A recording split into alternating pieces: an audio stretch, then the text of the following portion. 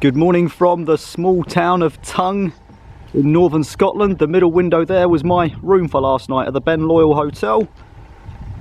I'm up nice and early, breakfast at 7:30. It's now about 8 o'clock and I'm heading to Castle Varrich, which is about 1.5 miles walk. There is a footpath just down here in the village somewhere where you can access a little trail. In fact, I can see a sign here. Okay, it looks like I found it. That was nice and easy. There we go. Castle Varrich. That way, I think. Down here. Ah, here we go. Okay. Right, so, yeah, about a 30-minute walk along the trail. And I could see it from the hotel, actually. It was up on a hill.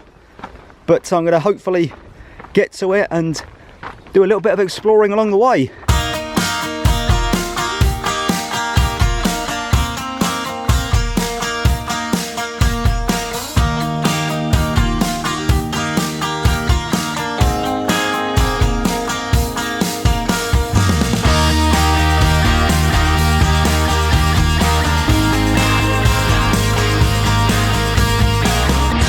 It is another beautiful morning here in Scotland.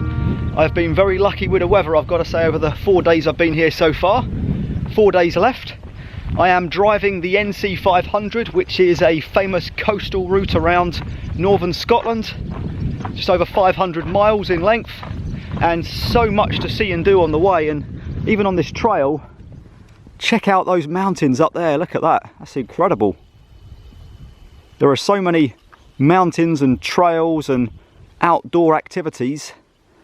Beautiful hills here in front of me, and you can see just at the end there is Castle Varrich, overlooking the loch. Definitely a foresty track here at the beginning anyway. Through the gate, and not that way, it must be this way, around the farmers' fields. And then I think it's uphill from this point. A little plank bridge to cross. There's no wind at the moment. It is very peaceful and very quiet. Just a gently flowing river, I guess you'd say.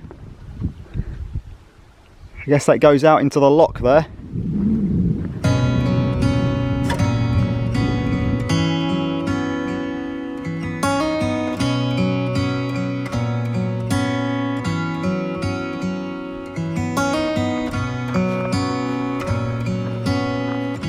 I guess this little gate system is to keep the wild animals out, or potentially in. There we go. Footpath is pretty good. Just kind of a dried trail, a little bit rocky, but generally just gravel.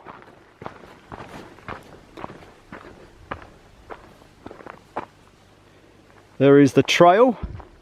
Just making my way up the hill now. And there's a bench and a wildlife area. A little Varrich woodland sign here telling you about the different birds and bird species that are resident here inside this little foresty area. Continue up a little bit further.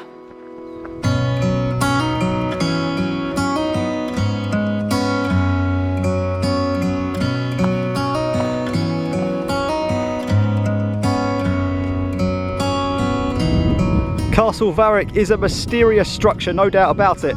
You can see steep cliffs over on the south side, I think that is.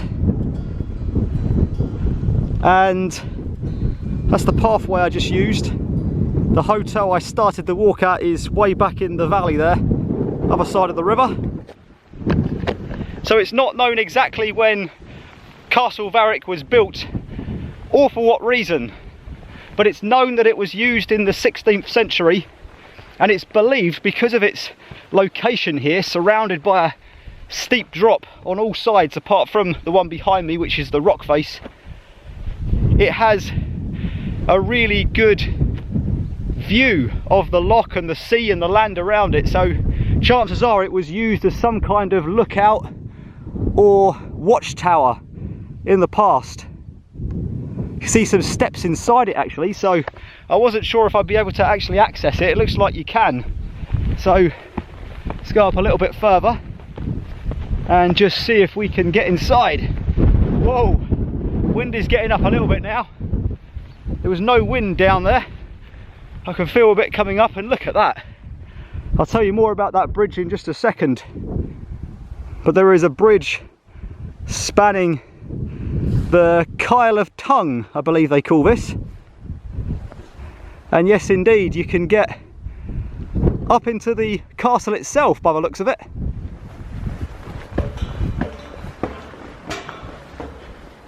There we go.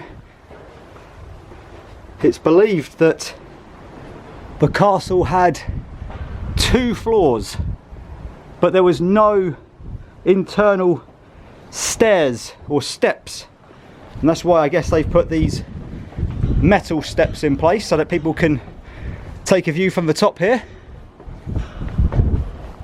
It was thought that in the old times they would access the first floor by some kind of ladder, because there's no joist markings or areas where steps or anything harder than that could have been put into the building.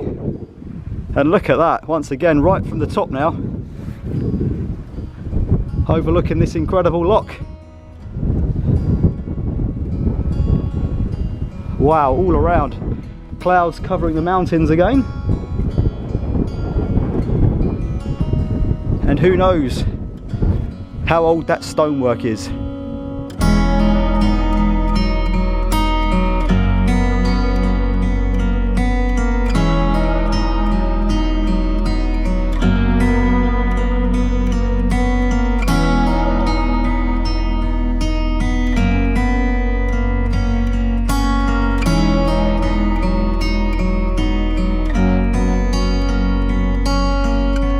So down there, as I said a few seconds ago, is the Kyle of Tongue Bridge, and see if I can get a closer shot.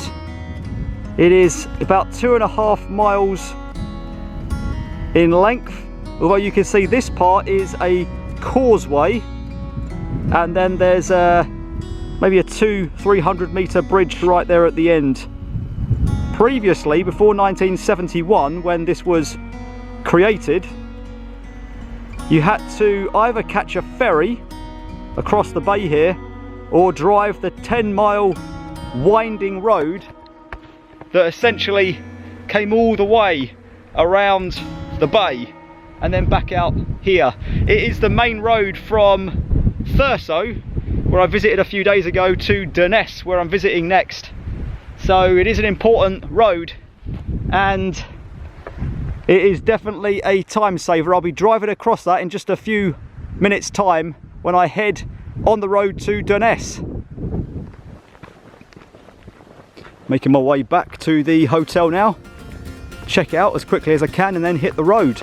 The NC500 awaits. Well, thanks very much for watching the video. I am about to rejoin the North Coast 500, head towards Durness, and then on to Loch Inver.